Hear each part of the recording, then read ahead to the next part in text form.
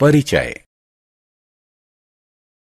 वह अवस्था जब मानव शरीर बचपन के पश्चात जनन वयस्कता को प्राप्त करता है उसे किशोरावस्था कहते हैं। किशोरावस्था बचपन और वयस्कता के बीच का समय है। किशोरावस्था शारीरिक, संवेदनात्मक, मानसिक और सामाजिक परिवर्तन का समय है। इस पाठ में हम किशोरावस्था से संबंधित परिवर्तनों, गौण लैंगिक लक्षण, मनुष्य में लिंग निर्धारण और जननात्मक स्वास्थ्य के बारे में चर्चा करेंगे। उद्देश्य। इस पाठ के अंत में हम निम्न करने में सक्षम हो जाएंगे: किशोरावस्था में होने वाले परिवर्तनों को पहचानना, द्वितीयक लैंगिक विशेषताओं के लिए उत्तरदायी हार्मोन को जानना, महिलाओं के जनन काल को समझना, मनुष्य में लिंग निर्धारण को समझना, जननात्मक स्वास्थ्य का महत्व समझना। शारीरिक आकृति में परिवर्तन। पुरुष। लंबाई में वृद्धि। लड़कों की किशोरावस्था वृद्धि करीब 10 वर्ष में शुरू होती है और अधिकतम 18 वर्ष चलती है। इस दौरान होने वाले तीव्र वृद्धि के लिए शरीर को अतिरिक्त पोषण की आवश्यकता होती है। लड़कों और लड़कियों दोनों को 3 संतुलित और पोषक आहार की आवश्यकता होती है।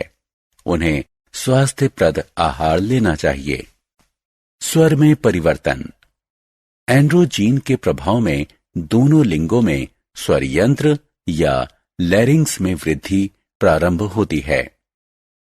यह वृद्धि लड़कों में ज्यादा प्रबल होती है। इसके कारण लड़कों की आवाज भर्राती और भारी हो जाती है। पूर्ण वयस्क तारत्व लगभग 15 वर्ष की उम्र में प्राप्त हो जाता है। किशोरावस्था के दौरान जब लैरिंग्स ज्यादा विकसित हो जाता है तो यह गले के सामने बाहर निकल आता है। त्वचा और शरीर पर बाल। शरीर के विभिन्न भागों पर बाल एंड्रोजीन की प्रतिक्रिया में उत्पन्न होते हैं। वयस्क पुरुष में शारीरिक बालों की उपस्थिति अधिक होती है और विभिन्न नस्लीय समूहों के शारीरिक बालों के विकास के समय और मात्रा के बीच काफी अंतर होता है। पुरुष पेशी विन्यास और शारीरिक आकृति। यौवना आरंभ के समाप्ति तक वयस्क पुरुष की अस्थियां भारी हो जाती हैं और उसके अस्थि पंजर में पेशियां लगभग दुगनी हो जाती हैं। कुछ अस्थियां जैसे कंधों और जबड़ों की चौड़ाई में वृद्धि विषमानुपातिक रूप से ज्यादा होती है, जिसके परिणाम स्वरूप स्त्री और पुरुष का अस्थितंत्र स्पष्टता भिन्न हो जाता है। शारीरिक परिवर्तन। स्त्री। लंबाई में परिवर्तन। लड़कियों में किशोरावस्था की वृद्धि लगभग 10 वर्ष की उम्र से शुरू हो जाती है और 12 वर्ष की उम्र तक ये तीव्रतम हो जाती है और 16 की उम्र तक वह अपनी वयस्क लंबाई प्राप्त कर लेती है। बगल में बाल का विकास दिखता है। शारीरिक गंध और मुहासे। एंड्रोजीन के बढ़ते स्तर प्रस्वेदन के वसायुक्त अम्ल संगठन को बदल सकता है, जिससे वयस्क शरीर में ज्यादा गंध आती है। जैसे लड़कियों में एंड्रोजीन के प्रभाव से त्वचा से तेल का स्राव बढ़ जाता है, जिसके परिणाम स्वरूप बहुत से कील मुहासे निकल आते हैं। शरीर की आकृति, वसा का वितरण और शरीर का संगठन। इस अवधि में एस्ट्रोजन के स्तर में भी वृद्धि के परिणाम स्वरूप श्रोणि प्रदेश का निचला भाग आकार में बढ़ जाता है और इस प्रकार नितंब चौड़े, बड़ी जन्म नलिका प्रदान करते हैं हो जाते हैं। अंगों में प्रकार्यात्मक परिवर्तन। यौवनावस्था का प्रारंभ मस्तिष्क द्वारा जनन ग्रंथियों, अंडाशय और वृषण को दिए हार्मोन संकेतों से होता है। इसी प्रतिक्रिया में जनन ग्रंथियां विभिन्न प्रकार के हार्मोन उत्पन्न करती हैं, जो मस्तिष्क अस्थियों, पेशियों, त्वचा, स्तन और जनन अंगों के विकास, प्रकार्य या कायांतरण को प्रेरित करता है। वृषण, पुरुष जनन अंग, शुक्राणु उत्पादन प्रारंभ कर देता है और अंडाशय, स्त्री जनन अंग, आकार में बढ़ जाता है और अंडाणु परिपक्व होने लगते हैं। स्त्री के यौवनारंभ ऋतुस्राव का होना भी शामिल है। गौण लैंगिक लक्षण, किशोरावस्था के आगमन पर शारीरिक बनावट में भी अचानक परिवर्तन आ जाते हैं। ध्वनि में परिवर्तन, पुरुषों में दाढ़ी और मूछ एवं मुहासों का दिखना, महिला में लंबाई और कील मुहासों का बढ़ना इत्यादि कुछ गौण लैंगिक लक्षण हैं। गौण लैंगिक लक्षण पुरुष और स्त्री की बनावट को स्पष्ट रूप से भिन्न बनाते हैं। ये लक्षण किशोरावस्था में यौवन आरंभ के समय प्रारंभ होते हैं। पुरुष और स्त्रियों में गौण लैंगिक लक्षणों की अभिव्यक्ति। स्तन का विकास, ध्वनि का तारत्व या चेहरे के बाल जैसे लक्षण एक लिंग को दूसरे से भिन्न बनाते हैं। इन लक्षणों का दिखना हार्मोन स्राव के कारण होता है। हार्मोन अंतःस्रावी ग्रंथियों द्वारा स्रावित रासायनिक पदार्थ होते हैं। पुरुषों में टेस्टोस्टेरोन और स्त्रियों में एस्ट्रोजन हार्मोन गौण लैंगिक लक्षणों के प्रारंभ होने का कारण होता है। टेस्टोस्टेरोन शामिल है अस्थियों के अतिरिक्त घनत्व में, अंगों के बड़े आकार में, ऊपरी पेशियों के द्रव्यमान में, मोटे बालों की वृद्धि में, कंधे की अस्थियों और अस्थि पंजर के चौड़े होने में, बड़ा स्वर यंत्र फलस्वरूप भारी स्वर, पुरुष जनन अंगों का विकास। एस्ट्रोजन शामिल है स्तन के विकास में, स्त्री जनन अंगों के विकास में, वसा ऊतकों में वृद्धि, विशेषकर जांघों के आसपास, नितंब और स्तन पर। घटा हुआ पेशीय द्रव्यमान, गर्भाशय रेखा का विकास, जलधारण। बहुत सारे लक्षण जो विभिन्न प्रजातियों में एक लिंग को दूसरे लिंग से अलग करते हैं, वो केवल कुछ संरचनाओं या विशेषताओं का विकास मात्र होते हैं। अंतःस्रावी ग्रंथियां, हार्मोन और उनकी प्रकार्यात्मकता। अंतःस्रावी ग्रंथियां कई छोटे अंगों का एक संयुक्त तंत्र हैं जो अतिरिक्त कोशिकीय रासायनिक संकेत अणुओं, जिन्हें हार्मोन के नाम से जाना जाता है, को निर्मुक्त करता है। अंतःस्रावी ग्रंथियां उपापचय, वृद्धि, विकास और यौवनारंभ, ऊतकों का प्रकार्य और मानसिक स्थिति के निर्धारण में भी नियामक भूमिका निभाते हैं। कुछ प्रमुख अंतःस्रावी ग्रंथियां हैं पीयूष ग्रंथि, थायराइड और एड्रिनल ग्रंथि। अंतःस्रावी ग्रंथियों का मुख्य लक्षण है उनका वाहिनीहीन प्रकृति, उनकी संवहन क्षमता, कोशिकाओं के भीतर निर्वाह या कणिकामय की उपस्थिति जो हार्मोन को एकत्रित करती है। गौण लैंगिक लक्षणों से संबंधित लिंग हार्मोन। पुरुषों में वृषण और स्त्रियों में अंडाशय जनन ग्रंथि, जिन्हें प्राथमिक जनन अंग कहा जाता है, होती है। ये अंग शुक्राणु और अंडाणु के उत्पादन के लिए उत्तरदायी होते हैं, लेकिन ये हार्मोन का स्राव भी करते हैं। इन्हें अंतःस्रावी ग्रंथियां माना जाता है। वृषण, पुरुष लिंग हार्मोन के समूह को एंड्रोजन कहते हैं। सबसे प्रमुख एंड्रोजन है टेस्टोस्टेरोन, जो वृषण में स्रावित होता है।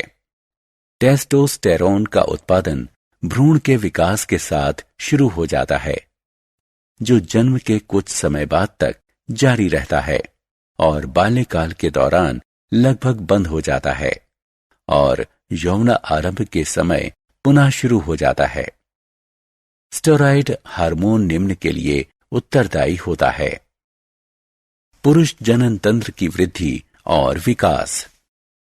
अस्थि तंत्र और पेशीय विकास में बढ़ोतरी, लैरिंग्स का बढ़ना और उसके कारण ध्वनि में परिवर्तन, शारीरिक बालों की वृद्धि और वितरण। अंडाशय, स्त्रीलिंग हार्मोन के दो समूह एस्ट्रोजन और प्रोजेस्टेरोन अंडाशय में उत्पन्न होते हैं। ये स्टेरॉयड हार्मोन स्त्री जनन अंगों के विकास और लिंग निर्धारण में सहायता करते हैं। यौवना आरंभ के समय एस्ट्रोजन निम्न को बढ़ाता है। स्तन का विकास, वसा का बढ़ना, नितंबों, पैरों और स्तन पर जनन अंगों जैसे गर्भाशय और योनि का विकसित होना। एस्ट्रोजन और प्रोजेस्टेरोन संयुक्त रूप से स्त्रियों में ऋतुस्राव चक्र के समय गर्भाशय में होने वाले परिवर्तनों के लिए उत्तरदायी होते हैं। थायराइड ग्रंथि, अंतःस्रावी ग्रंथियों से उत्पन्न हार्मोन का उनके लक्षित अंगों तक के लिए पथ। अग्नाशय ग्रंथि, अग्नाशय एक अंतःस्रावी ग्रंथि इंसुलिन सहित कई महत्वपूर्ण हार्मोन का उत्पादन, साथ ही साथ एक बाह्यस्रावी ग्रंथि पाचक किण्वकों से युक्त अग्नाशय रस का उत्पादन है, जो छोटी आंत में जाती है। ये किण्वक कार्बोहाइड्रेट, प्रोटीन और वसा को अम्लान में विखंडित करते हैं।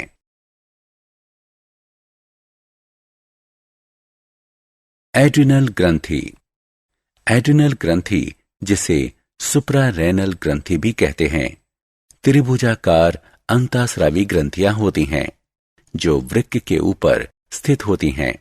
ये एड्रीनैलिन के माध्यम से तनाव के संयोजन के लिए उत्तरदायी होती हैं।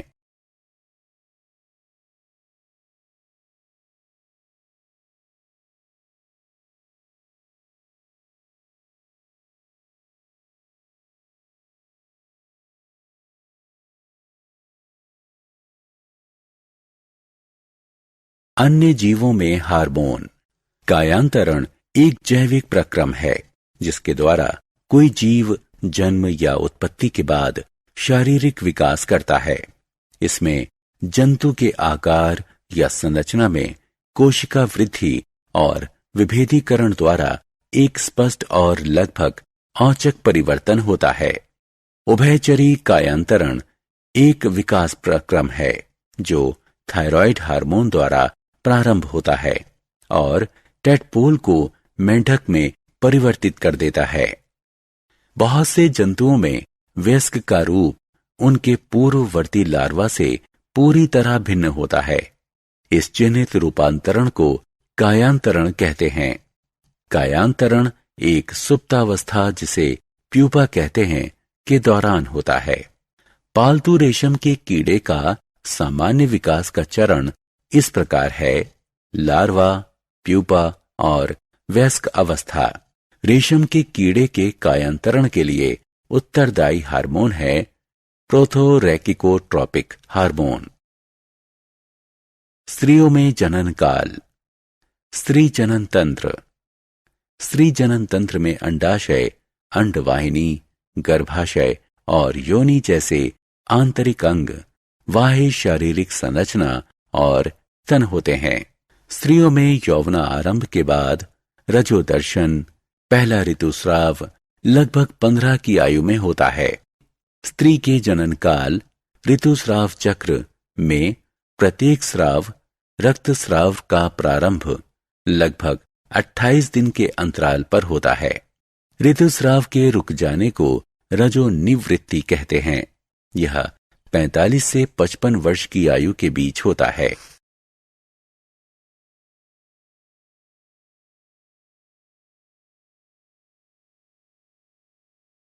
मनुष्य में लिंग निर्धारण। किसी व्यक्ति के लिंग का निर्धारण गुणसूत्रों के माध्यम से किया जाता है। एक सामान्य मनुष्य में गुणसूत्रों के 23 जोड़े होते हैं। इनमें से 22 जोड़े ऑटोजोम होते हैं जो शरीर के लक्षणों के लिए उत्तरदायी होते हैं, और एक जोड़ा लिंग सूत्र होता है जो किसी व्यक्ति का लिंग निर्धारण करता है। पुरुष में XY गुणसूत्र होते हैं और स्त्री में XX गुणसूत्र होते हैं। स्त्रियों में 2X गुणसूत्र होते हैं भौतिक और शारीरिक आवश्यकताएं। एक संतुलित आहार में कार्बोहाइड्रेट, प्रोटीन, वसा, विटामिन, खनिज लवण और रेशे अवश्य होने चाहिए। इसमें ये सभी चीजें सही अनुपात में होनी चाहिए।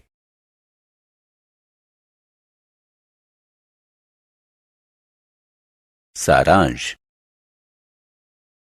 आइए हमने जो कुछ सीखा है उसे संक्षेप में दोहराएं।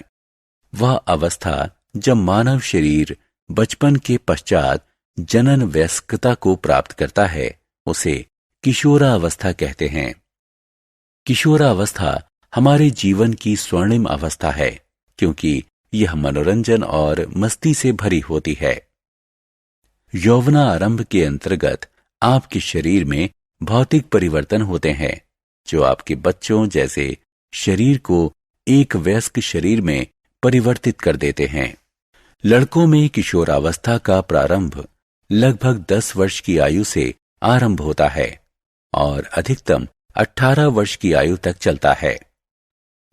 यौवनारंभ के दौरान लैरिंग्स में अधिक वृद्धि होती है। ये गले के सामने उभरे भाग के रूप में दिखता है। इसे एडम्स एप्पल या कंठमणि कहते हैं।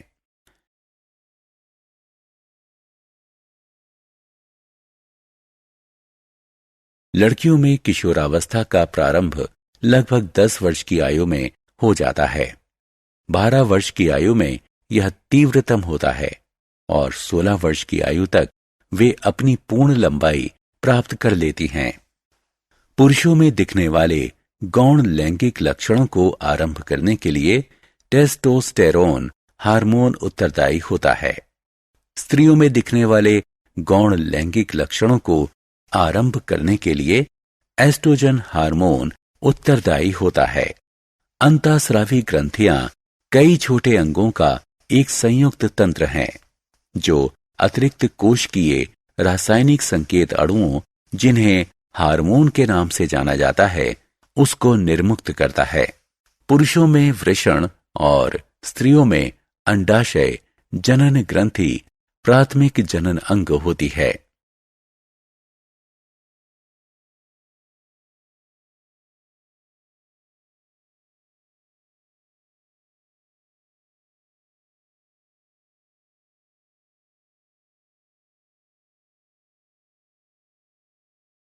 पौरुष लैंगिक हार्मोन के समूह को एंड्रोजन कहते हैं। स्त्री के अंडाशय में एस्ट्रोजन और प्रोजेस्टेरोन नामक 2 स्त्री लैंगिक हार्मोन समूह उत्पन्न होते हैं। अग्नाशय एक अंतःस्रावी ग्रंथि इंसुलिन सहित कई महत्वपूर्ण हार्मोन का उत्पादन, साथ ही साथ एक बाह्यस्रावी ग्रंथि पाचक किण्वकों से युक्त अग्नाशय रस का उत्पादन है जो छोटी आंत में जाती है। ये किण्वक कार्बोहाइड्रेट, प्रोटीन और वसा को अम्लान में विखंडित करते हैं। एड्रिनल ग्रंथि एड्रिनेलिन के माध्यम से तनाव के संयोजन के लिए मुख्य रूप से उत्तरदायी होती है।